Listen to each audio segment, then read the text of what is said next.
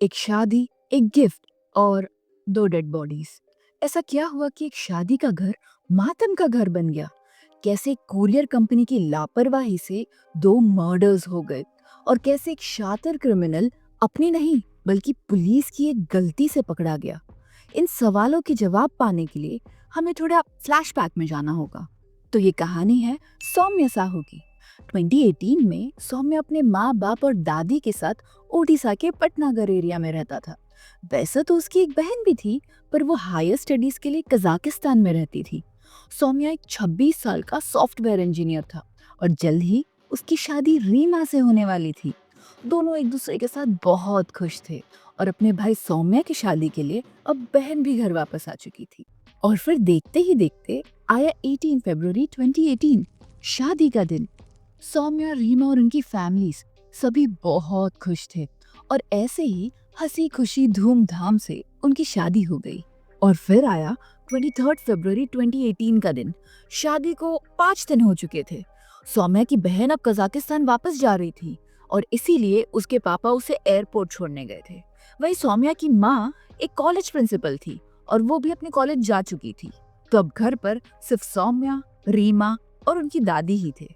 तो सौम्या किचन में रीमा की मदद कर रहा था। मैं सोच रही हूँ आज बैगन की सब्जी बनाऊं, रीमा ने कहा। उसके साथ अगर कढ़ी भी बन जाती तो मजा ही आ जाता, सौम्या ने जवाब दिया। दोनों किचन में बातें कर ही रहे थे कि तभी किसी ने उनका दरवाजा खटखटाया। सौम्या ने दरवाजा खोला तो सामने कुरियर वाला एक पार्सल लिए खड़ा था। फिर सौम्या ने जब वो पार्सल लेकर उस पर भेजने वाले की डिटेल्स पढ़े तो पता चला कि ये किसी एस.के. सिन्हा नाम के आदमी ने रायपुर से भेजा था। मैं तो एस.के. सिन्हा नाम के किसी आदमी को नहीं जानता और ना ही रायपुर में मेरा कोई पहचान वाला रहता है, सौम्या ने कहा। वो पार्सल ग्रीन कलर के गिफ्ट रैपिंग पेपर में पैक था, जिसमें से एक सफेद रस्सी बाहर लटक रही थी। हो सकता है किसी ने शादी का गिफ्ट भेजा हो, रीमा ने अंदाजा लगाया। उसी वक्त गिफ्ट देखने की एक्साइटमेंट में दादी भी वहां आ गई। सौम्या ने फिर गिफ्ट खोलने के लिए वो सफेद रस्सी खींची और बूम, वहां एक बड़ा धमाका हुआ। सौम्या, दादी और रीमा तीनों घायल खून में लिपटे हुए जमीन पर गिर गए। वो ब्लास्ट इतना बड़ा था कि उनकी सीलिंग की प्लास्टर गिर गई, वाटर प्यूरिफायर फट गया और खिड़की पर लगा कांच चूर चूर हो गया। सौम्या और दादी 90% जल चुके थे और दर्द में चीख रहे थे। वहीं रीमा भी 40% जल गई थी।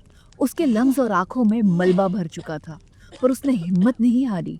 वो उस दर्द में भी जैसे तैसे रेंगते हुए अपने रूम तक पहुंची, जहां उसका फोन था। उसने फिर अपनी सास संयुक्ता जी को कॉल किया, पर इससे पहले कि वो कॉल कनेक्ट हो पाता, रीमा बेहोश हो गई। मीनवाइल धमाके की आवाज सुन पड़ोसियों को लगा कि शायद साहू फैमिली के घर गैस सिलेंडर ब्लास्ट हुआ है और इसीलिए वो हड़बड़ी में तुरंत उनके घर पहुंचे। पर उनके घर की हालत देख उन्हें समझ आ गया कि ये गैस सिलेंडर नहीं बल्कि किसी बॉम्ब ब्लास्ट का धमाका था। तो एक पड़ोसी ने तुरंत एम्बुलेंस बुलाकर सौम्या, रीमा और दादी को हॉस्पिटल पहुंचाया। वहीं दूसरे पड़ोसी ने पुलिस को कॉल कर उन्हें इस इंसिडेंट के बारे में इन्फॉर्म किया। बट अनफॉर्चुनेटली हॉस्पिटल पहुंचते पहुंचते सौम्या और दादी की डेथ हो गई और रीमा, वो बहुत ही ज्यादा सीरियस थी। अब इस इंसिडेंट की खबर मिलते ही पुलिस बॉम्ब स्क्वाड लेकर साहू फैमिली के घर पहुंची और बॉम्ब स्क्वाड ने उनके घर घुसते ही ये कंफर्म कर दिया कि ये एक बॉम्ब ब्लास्ट ही था, क्योंकि उन्हें उनके घर से बारूद की स्मेल आ रही थी। पर यह बॉम्ब उनके घर पहुंचा कैसे? अनफॉर्चुनेटली इस सवाल का जवाब जो 3 लोग दे सकते थे, उनमें से 2 की डेथ हो चुकी थी और एक कुछ भी बताने की हालत में नहीं थी। लेकिन फिर एक हफ्ते बाद जब रीमा की हेल्थ थोड़ी बेटर हुई तो उससे कुछ पूछताछ की गई और रीमा सिर्फ इतना बता पाई कि 23 फरवरी को दोपहर 12 बजे के आसपास उसके घर पर स्काई किंग कुरियर सर्विस से पार्सल आया था। ये इन्फॉर्मेशन मिलते ही पुलिस की एक team sky king courier service के ऑफिस पहुंची और उन्हें पता चला कि ये पार्सल किसी एस.के. सिन्हा नाम के आदमी ने रायपुर से भेजा था। पर इन्वेस्टिगेट करने पर पता चला कि वो नाम और एड्रेस दोनों ही फर्जी थे और यहीं पर पुलिस एक छोटी सी गलती करती है। मीडिया से बात करते हुए पुलिस अनजाने में पार्सल भेजने वाले का नाम एस.के. सिन्हा की जगह आर.के. शर्मा बताती है। पर पुलिस की ये गलती भी आगे चलकर उनकी बहुत बड़ी मदद करने वाली थी। अब क्योंकि पुलिस ने अपने ऑफिशियल स्टेटमेंट में पार्सल भेजने वाले का नाम आर.के. शर्मा बताया था, इसीलिए न्यूज़ चैनल्स और सोशल मीडिया के थ्रू ये नाम आग की तरह फैल गया। पर पुलिस ने अब तक ये नोटिस ही नहीं किया था कि उन्होंने गलत नाम दे दिया है और उन्होंने अपनी इन्वेस्टिगेशन कंटिन्यू रखी। फिर जब पुलिस ने स्काई किंग कुरियर की सीसीटीवी फुटेज चेक करने की कोशिश की, तो पता चला कि उनके पास तो सिक्योरिटी कैमरा ही नहीं है। थक हार के पुलिस अब सौम्या के पेरेंट्स, फ्रेंड्स और बाकी रिलेटिव से पूछताछ करने लगी। क्या सौम्या या उनकी फैमिली की किसी से कोई दुश्मनी थी? क्या आपको किसी पर शक है? पुलिस ने पूछा, जिस पर सौम्या की माँ संयुक्ता जी ने बताया, सौम्या या हमारी तो किसी से कोई दुश्मनी नहीं है। हाँ, कुछ महीनों पहले मेरे कॉलेज के इंग्लिश प्रोफेसर पुंजीलाल मेहर से मेरी कुछ कहा सुनी हुई थी। दरअसल मुझसे पहले वो उस कॉलेज के प्रिंसिपल थे, पर मेरे यहाँ ट्रांसफर हो जाने के बाद मुझे प्रिंसिपल बना दिया गया, जो बात उन्हें अच्छी नहीं लगी। पर मुझे नहीं लगता कि इतनी छोटी सी बात पर वो ऐसा कुछ करेंगे। पुलिस अब पुंजीलाल को क्वेश्चनिंग के लिए ले आई, पर फिर पता चला कि जिस दिन वो पार्सल भेजा गया था, पुंजीलाल की लोकेशन के हिसाब से वो तो अपने घर पर ही थे, तो अब उन्हें छोड़ दिया गया। पुलिस अब एक बार फिर रीमा के पास जा पहुंची, उनसे थोड़ी और पूछताछ करने के लिए। जब बहुत सोचने के बाद रीमा ने इस केस को एक नया ट्विस्ट दिया।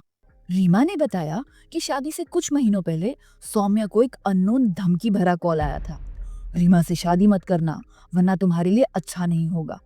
इतना कहकर उस आदमी ने कॉल काट दिया। पर ना सौम्या और ना ही रीमा को पता था कि वो नंबर किसका था या वो कॉल किसने किया था।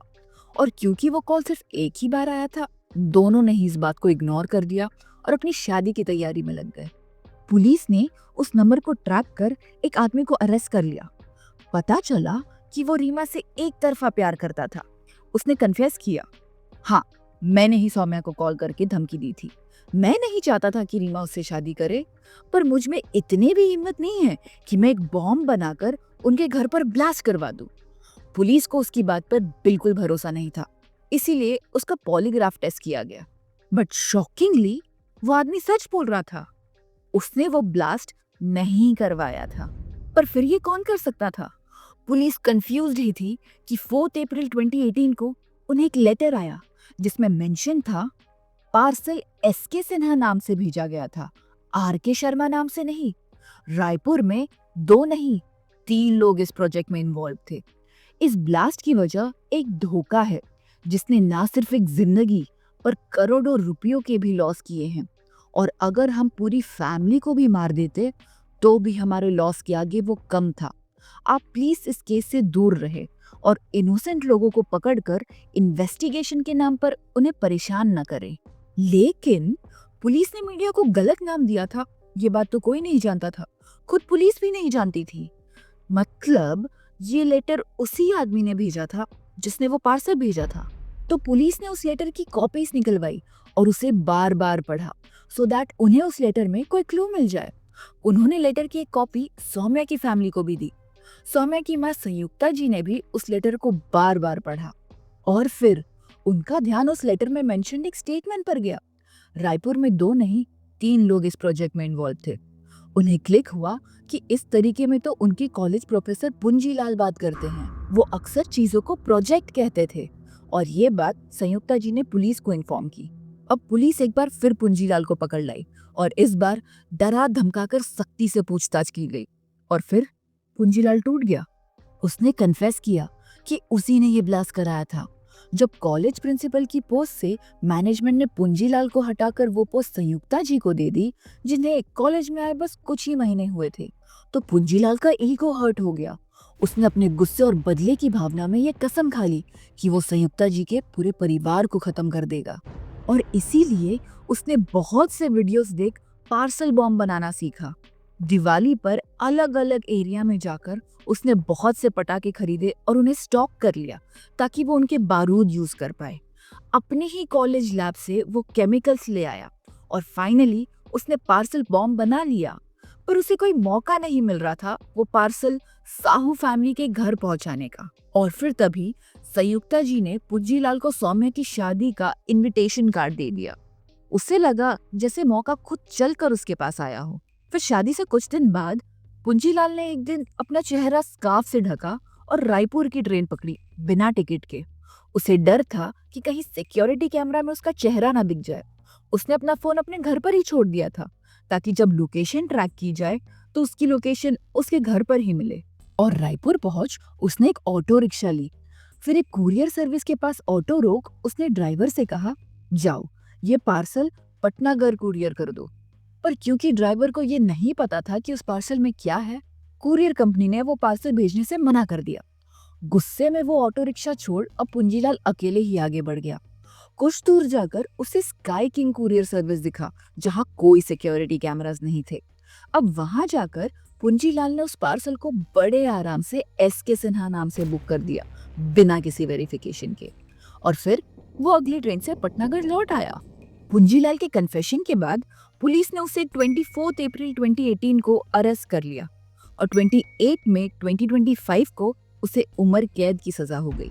Scary. So guys, I am Ashi and you were watching the Patnagarh bombing case. अगर आपको ये वीडियो पसंद आई हो तो कमेंट करके जरूर बताइए। और अगर आपको ऐसे ही डार्क, ट्विस्टेड और ट्रू क्राइम केसेस सुनना पसंद है तो इस वीडियो को लाइक और चैनल को सब्सक्राइब करना मत भूलिए। मिलते हैं अगले वीडियो में एक नए केस के साथ। तब तक के लिए अपना ख्याल रखिए। Thank you.